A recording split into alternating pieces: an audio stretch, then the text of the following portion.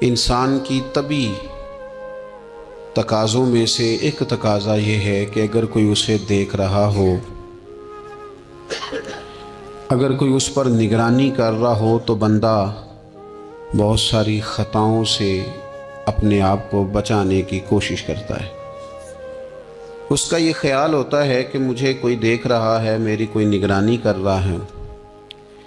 اسی انسانی کمزوری کو دیکھتے ہوئے دور موجود میں جگہ جگہ لوگوں نے کیمرے نصب کیے۔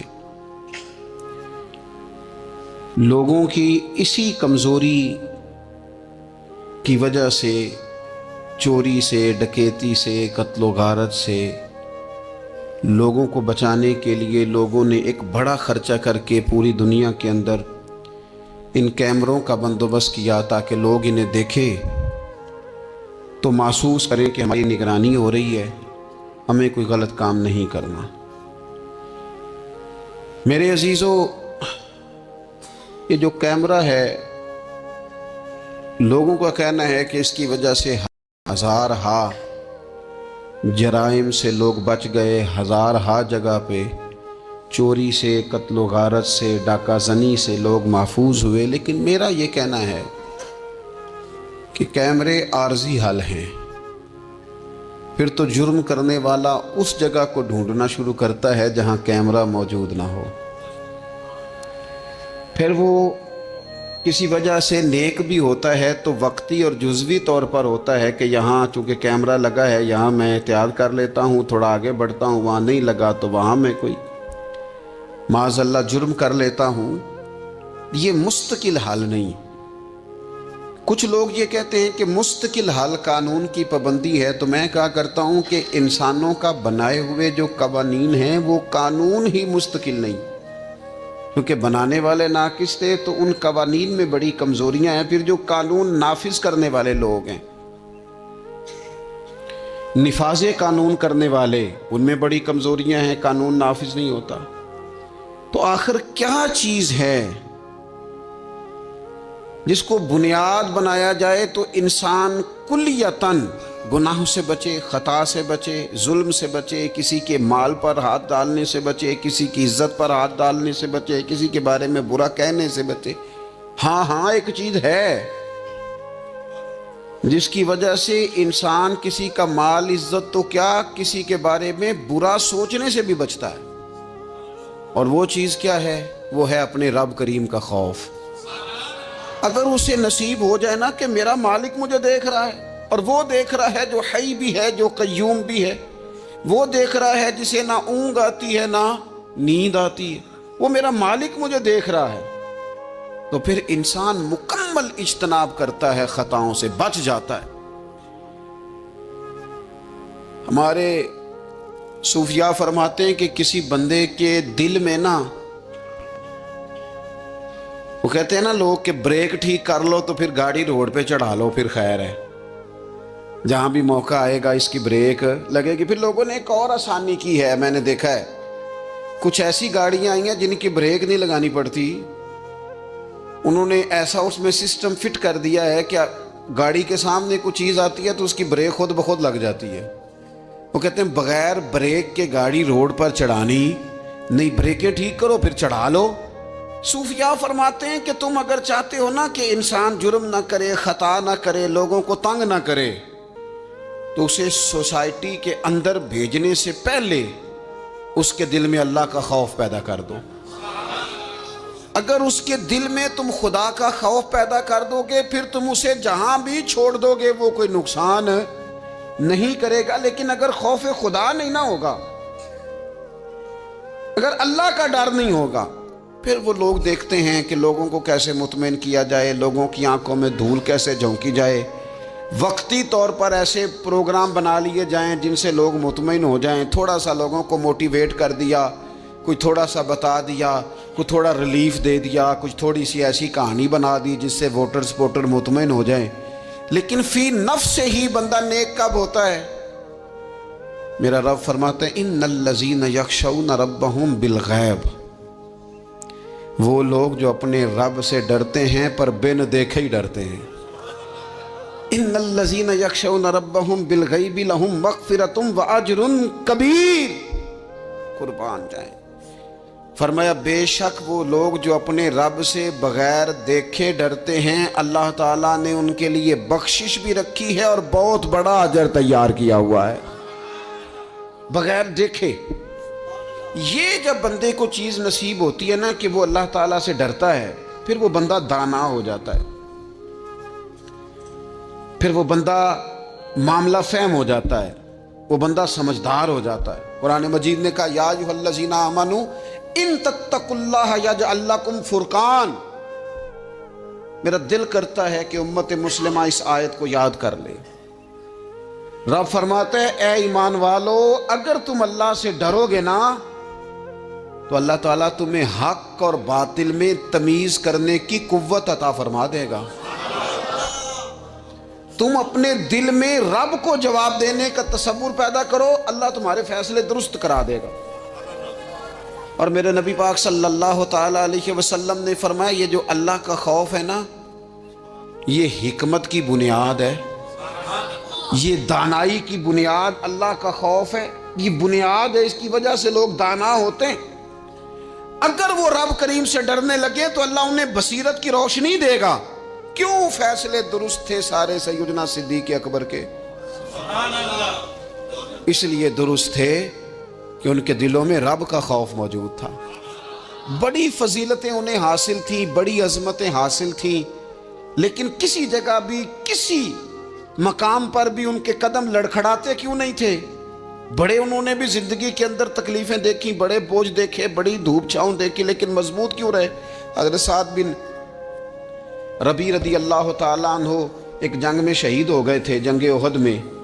تو ان کی بیٹی ایک دن آئی حضرت صدیق اکبر کے پاس، امیر المومنین کے پاس کسی کام سے، تو جناب سیدنا صدیق اکبر رضی اللہ تعالیٰ عنہ نے چادر بچھا کے اس بیٹی کو بٹھایا، اور خود حضرت صدیق اکبر چادر سے نیچے بیٹھ گئے، خود زمین پہ ہیں، اسے آپ نے اعزاز کے ساتھ کپڑے پہ بٹھا رکھا ہے۔ حضرت عمر فاروق رضی اللہ تعالیٰ عنہ آئے اور آ کے عرض کرنے لگے حضور یہ خاتون کون ہے، بیٹی کون ہے جس کو آپ نے اس قدر زیادہ فضیلت کی جگہ پہ بٹھایا ہے؟ تو حضرت صدیق اکبر رضی اللہ تعالیٰ عنہ فرمانے لگے کہ یہ اس شخص کی بیٹی ہے جو تم سے بھی افضل تھا، مجھ سے بھی افضل تھا۔ تو حضرت عمر فاروق رضی اللہ تعالیٰ عنہ عرض کرنے لگے حضور ہم تو یہ سمجھتے ہیں کہ نبیوں کے بعد سب سے افضل آپ ہی ہیں، تو یہ جو آپ سے بھی افضل تھا اس کا کیا معنی ہے؟ حضرت صدیق اکبر فرمانے لگے وہ لوگ کتنے افضل تھے جنہوں نے حضور کی موجودگی میں اپنی جان اپنے رب کی بارگاہ میں پیش کر دی۔ حضور کے مقدس ہاتھوں میں جن لوگوں کی روحیں پرواز کر گئیں وہ کتنے بڑے لوگ تھے۔ میری بات کو سمجھیے گا کہ ان لوگوں کے دلوں میں وہ جو عاجزی تھی، وہ جو اللہ تبارک و تعالیٰ کی معرفت تھی، اس نے کس طرح کا بنا دیا۔ ہمارے ہاں یہ مسئلہ بن گیا ہے کہ ہم ہر ایک سے ڈر رہے ہیں، ہر ایک سے، برادری سے، قبیلے سے، داماد سے، بہو سے، فلانے سے، فلانے سے۔ میں نے دیکھا بڑے بڑے لوگ ڈرتے ہیں۔ آپ اگر ناراض نہ ہوں تو بعض والدین ہیں جو اولاد سے ڈرتے ہیں۔ ہاں میں نے کچھ ایسے دنیا دار پیر دیکھے ہیں جو مریدوں سے ڈرتے ہیں، میں نے ایسے لیڈر دیکھے ہیں جو اپنی عوام سے ڈرتے ہیں۔ کیوں؟ اس لیے کہ میرے نبی پاک علیہ السلام نے فرمایا جو رب سے نہ ڈرے پھر وہ سب سے ڈرتا ہے، اور فرمایا جو رب سے ڈر جائے اللہ مخلوق کا خوف اس کے دل سے نکال دیا کرتا ہے۔ یہ رب سے نہیں ڈرا تو یہ سب سے ڈرا ہے، اگر رب سے ڈرتا تو کسی سے نہ ڈرتا۔ اور حضور فرماتے ہیں دو خوف اللہ جمع نہیں کرے گا۔ تم اگر بے خوف زندگی گزارنا چاہتے ہو نا دنیا میں تو ایک خوف پیدا کر لو، وہ رب کا خوف ہے، بے خوف ہو جاؤ گے۔ اور اگر تم یہ خوف پیدا نہیں کرتے پھر تو سائے سے ڈرو گے، پھر سانپ سے نہیں رسیوں سے ڈرو گے، پھر تو جگہ جگہ تمہیں کمزور کر دیا جائے گا، پھر تو لوگ ہر وقت تمہیں بھگائیں گے، ڈرائیں گے۔ ایک خوف پیدا کر لو اللہ کا، پھر دوسرا کوئی خوف قریب نہیں آئے گا۔ اور ایک معنی میں اور کہا اللہ دو خوف جمع نہیں کرے گا۔ حضور فرماتے ہیں تو دنیا میں رب سے ڈر جانا، رب تجھے آخرت میں نہیں ڈرائے گا۔ وہ جو اللہ کے ولیوں کے بارے میں کہا لا خوف علیہم ولا ہم یحزنون، کیا معنی ہے؟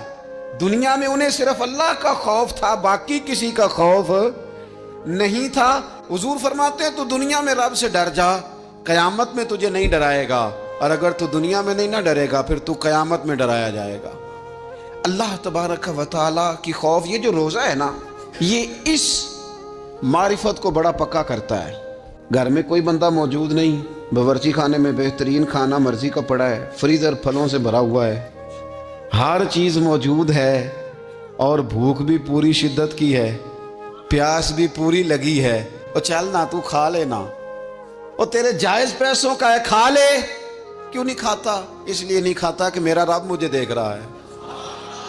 اللہ کرے روزے داروں یہ پریکٹس ہو جائے کہ جب تو اپنا جائز مال اس لیے نہیں کھاتا کہ رب نے روکا ہے اور وہ دیکھ رہا ہے نہیں کھانا، پھر تو کسی کا ناجائز مال کیسے کھا سکتا ہے؟ رب نے تجھے روکا بھی ہے اور رب تجھے دیکھ بھی رہا ہے۔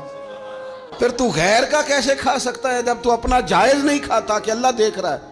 تو دوسروں کا ناجائز اور حرام کیسے کھائے گا حالانکہ اللہ دیکھ رہا ہے؟ اگر یہ تصور دل میں پیدا ہو جائے، یہ ذوق اگر کسی بندے کو نصیب ہو جائے، تو پھر پتہ کیا ہوتا ہے؟ پھر بندہ عالم ہو جاتا ہے۔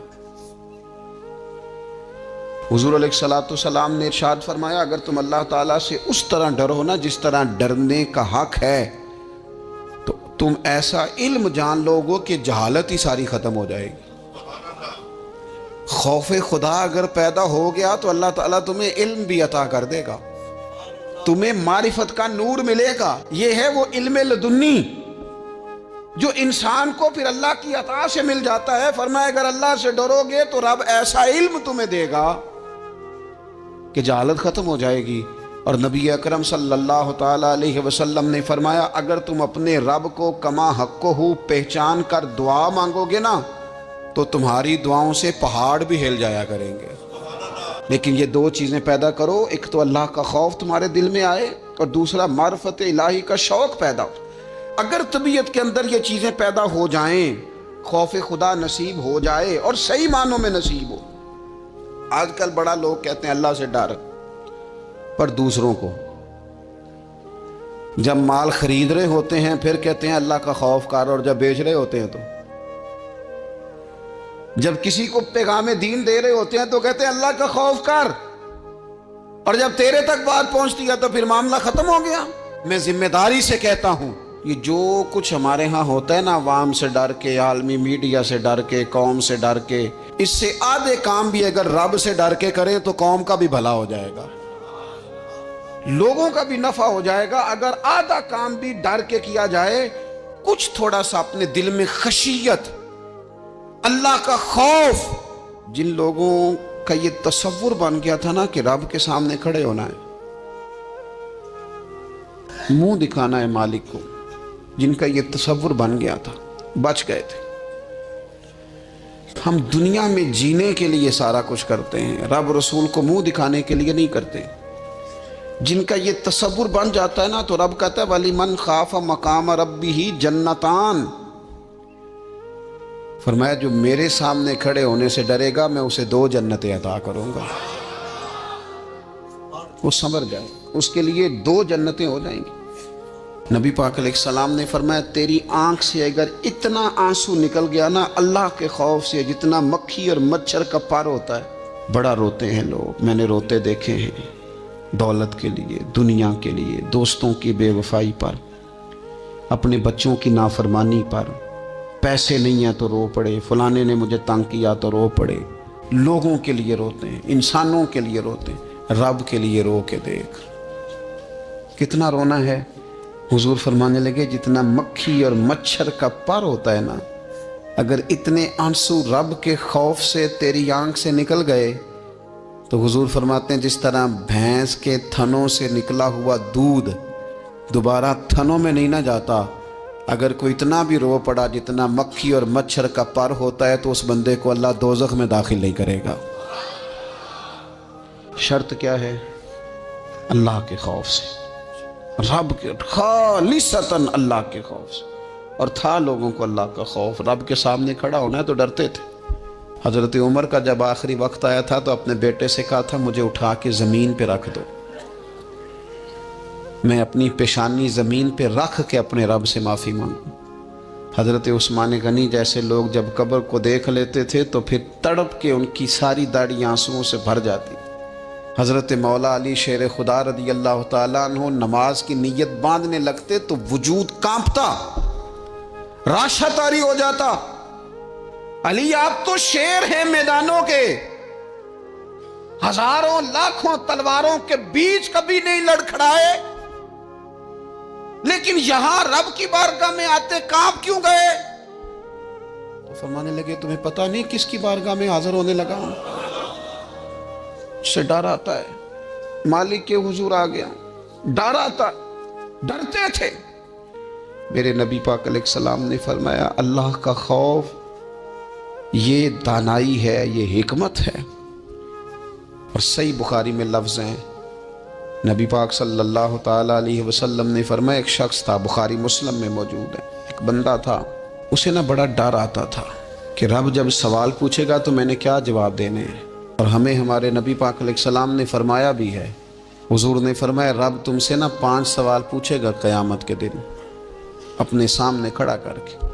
ساری تیاری لائق بچے بھی جب کر لیتے ہیں نا پیپر دینے کی، ذہین بچے ساری تیاری کر کے نا تو کمرہ امتحان میں جاتے ہوئے پھر بھی ڈرتے ہیں اور کہتے ہیں حضرت صاحب دعا کرنا میرا پیپر ہے۔ بچہ لائق بھی ہے، محنتی بھی ہے، تیاری بھی، لیکن ڈر آتا ہے۔ ڈر آتا تھا جب پیپر سٹارٹ ہوتے تھے نا تو کئی قسم کی ایکٹیویٹیز چھوڑ دی جاتی تھیں، کھیل چھوڑ دیے جاتے تھے۔ میں نے دیکھا ہے بچے نمازیں شروع کر دیتے تھے، ڈر آتا ہے کہیں پیپر میں کمی نہ کوئی رہ جائے۔ دنیا کے پیپر کے بارے میں یہ معاملہ ہے، اور جب صبح قیامت سوال جواب کیے جائے، حضور فرماتے ہیں 5 سوال رب پوچھے گا تم سے قیامت میں۔ سب سے پہلی بات، میں نے تمہیں عمر دی تھی کہاں گزاری تم نے؟ ضائع کر دیا ٹائم سارا، ادھر ادھر بھاگتے آتے جاتے مال کماتے۔ اور پھر عمر میں ایک بہترین حصہ جوانی ہے، حضور فرماتے ایک سوال یہ ہوگا، دوسرا جوانی کہاں گزاری؟ اور تیسرا سوال پوچھا جائے گا بتاؤ مال کہاں سے کمایا، ذرائع کیا تھے، جائز طریقہ اختیار کیا کہ ناجائز؟ اور چوتھا سوال یہ ہوگا یہ بتاؤ تم نے خرچ کہاں کیا، اللہ نے اپنے فضل سے دیے تھے پیسے، تم نے ناجائز جگہ پہ تو نہیں لگا دیے؟ اور 5واں سوال یہ ہوگا کہ جو تمہیں پتہ تھا، جو تم جانتے تھے، جس کا تمہیں علم تھا، جس کا تمہیں شعور تھا، بتاؤ تم نے اپنے علم پر عمل کتنا کیا؟ میرے عزیز یہ 5 سوال نبی پاک علیہ السلام فرماتے ہیں۔ ایک بندہ تھا جو بڑا ڈرتا تھا رب کی بارگاہ میں کھڑا ہونے سے، اتنا ڈرتا تھا کہ خوف طاری ہو گیا، اس پر خشیت پیدا ہو گئی۔ اس نے اپنے بچوں سے کہا جب میں مر جاؤں نا، یہ صحیح حدیث میں موجود ہے، جب میں مر جاؤں نا تو مجھے جلا دینا، اور پھر اگر میرے وجود کا کچھ حصہ بچ جائے تو اسے پیس دینا، پھر اسے ہوا میں اڑا دینا، مجھے ختم کر دینا، میں اپنے رب کی بارگاہ میں کھڑا ہو کے سوالوں کا جواب نہیں دے سکتا۔ پتا تے سارا ہے نا سردار نو کیتیاں دا، من نانم کے من دانب جو اعمال کیے ہیں اس کی خبر تو ہے نا، باقیوں کو شک ہے کہ اس میں گناہ کیا ہوگا، پر ہمیں اپنا تو پاک ہے نا، پتا تو سارا ہے نا۔ کہا میں نہیں کھڑا ہو سکتا اس کے حضور، مجھے جلا دینا، میری راکھ بھی بہا دینا، اڑا دینا ہواؤں میں۔ نبی پاک علیہ السلام فرماتے بندہ تھا سچا، یہ کام اس نے کیا اللہ سے ڈر کے۔ کریم محبوب علیہ السلام فرمانے لگے اللہ تعالیٰ نا قیامت کے دن ذرات کو حکم دے گا کہ اس کے وجود کے ذرے جمع کرو، اس کا وجود جمع کیا جائے گا۔ جس رب نے پہلے بنایا ہے وہ دوبارہ بنانے پر بھی قادر ہے، اس کے ذرات کو جمع کر کے گوشت پوشت دے کے وجود دے کے کھڑا کر کے اللہ پوچھے گا بتا یہ کام کرنے کا تجھے کس نے کہا؟ عرض کرے گا مالک میں ڈر گیا تھا نا، تیری بارگاہ میں کھڑا ہوں سوالوں کے جواب دوں، یہ کام مشکل تھا میں ڈر گیا۔ نبی پاک صلی اللہ تعالی علیہ وسلم فرمانے لگے، رب فرمائے گا فرشتوں کہ میرا بندہ نہ سچ کہتا ہے، یہ واقعی مجھ سے ڈر گیا تھا، گواہ ہو جاؤ میں نے اس کے لیے جنت کا فیصلہ کر دیا۔ اپنی طبیعت میں، اپنے مزاج میں، اور یہ خوف خدا گھر سے شروع کریں۔ بیوی سے گفتگو کرتے بھی اللہ سے ڈریں، ماں باپ کے حقوق ادا کرتے بھی اللہ سے ڈریں۔ اگر اللہ نے آپ کو وسعت دی ہے، بہن بھائی کمزور رہ گئے ہیں، تو اللہ سے ڈریں اس مسئلے میں۔ اگر اللہ تعالیٰ نے آپ کو کسی شخص کے اوپر حاکم بنایا ہے، کوئی آپ کا ملازم ہے، کسی شخص کو آپ کے پاس ڈیوٹی کرنا پڑتی ہے، تو اس کے بارے میں اللہ سے ڈریں۔ میرے نبی پاک علیہ السلام نے اپنے ظاہری وصال کے وقت جو وصیتیں فرمائی تھیں، فرمایا تھا عورتوں کے بارے میں رب سے ڈرنا، اپنے غلاموں کے بارے میں، ملازمین کے بارے میں رب سے ڈرنا، اور آپ کے پاس، میرے پاس جو امانتیں ہیں ان امانتوں کے بارے میں رب سے ڈریں۔ اور ہمارے پاس جو دین کی امانت آئی ہے، ہمیں جو نبی پاک کا امتی بنایا گیا ہے، ہمیں جو کہا گیا ہے کہ تم رسول اللہ صلی اللہ علیہ وسلم کے اعلیٰ اخلاق پہ عمل کرنا، تو ڈرو نہ اس بات سے۔ اتنے عظیم رسول کے امتی ہو کر ہمارے حالات کیا ہیں، ہماری کیفیات کیا ہیں؟ آپ یقین کریں، زندگی گزر گئی لوگوں کی روتے پر دنیا داری کے لیے، گھر کے حالات کے لیے، اپنی عزت کے لیے۔ کاش کبھی رب کے لیے بھی روئے ہوتے، کبھی اس کے خوف میں روئے ہوتے۔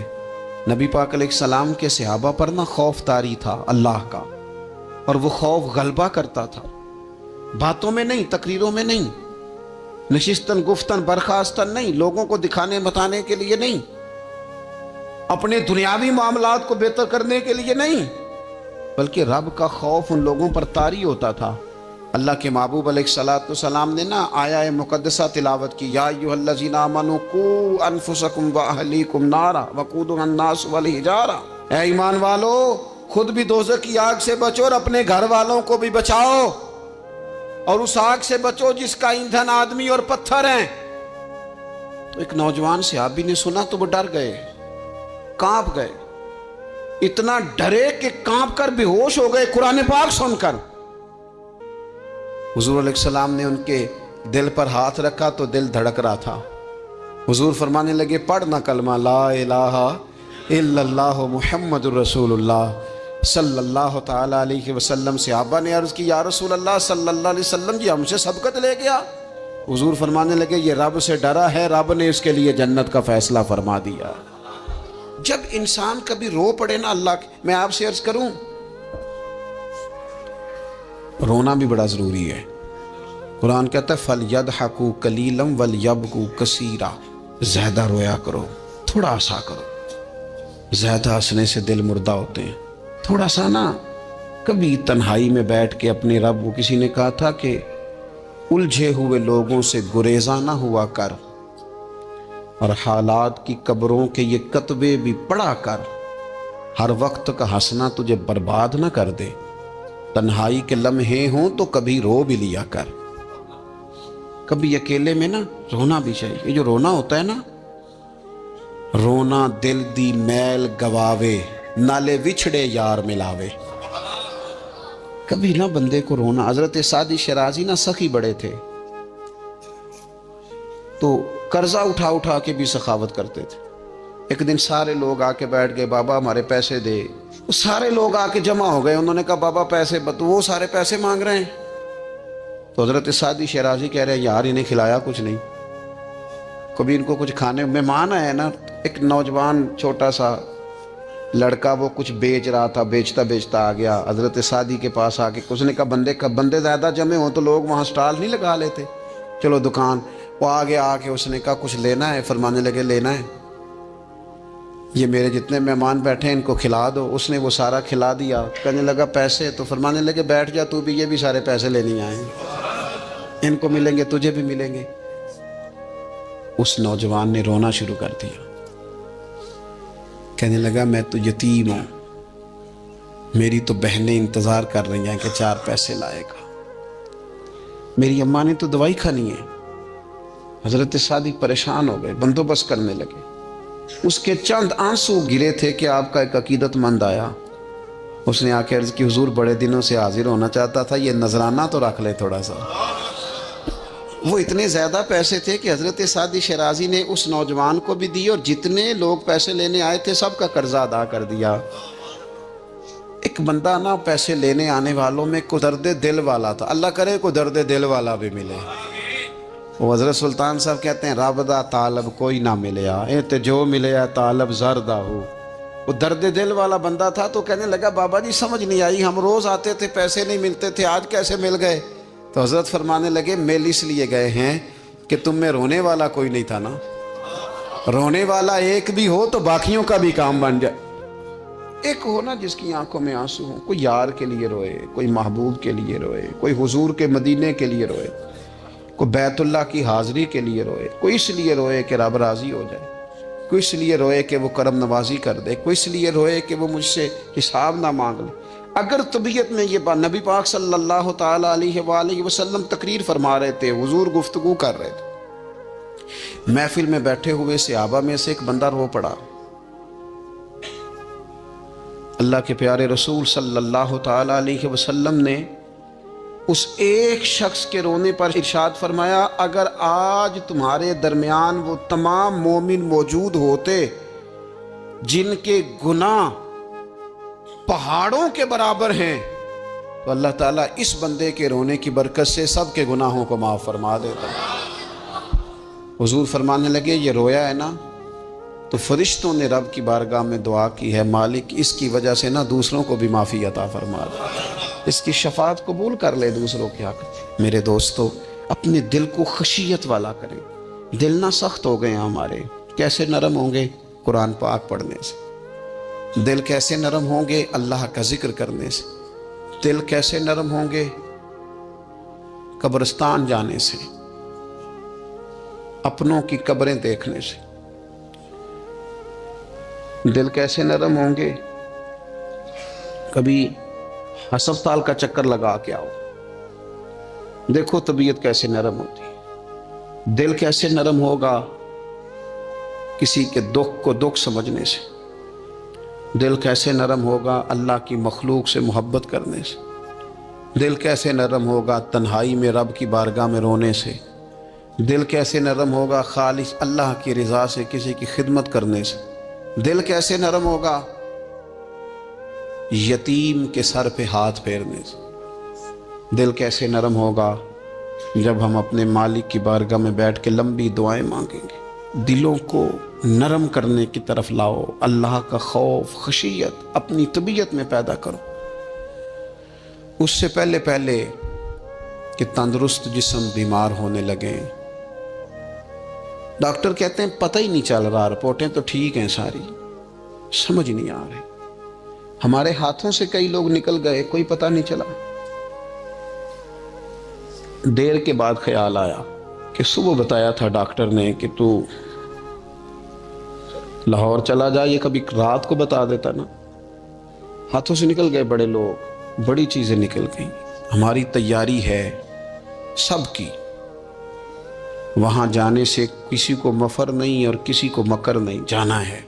اپنی زندگی کے اندر خشیت الہی، کچھ کام فقط اس لیے چھوڑ دیں، کوئی ہمیں روکنے والا نہیں، ٹوکنے والا نہیں، منع کرنے والا نہیں، دیکھنے والا نہیں، اس لیے چھوڑ دو کہ میرا رب نہ ناراض ہو جائے۔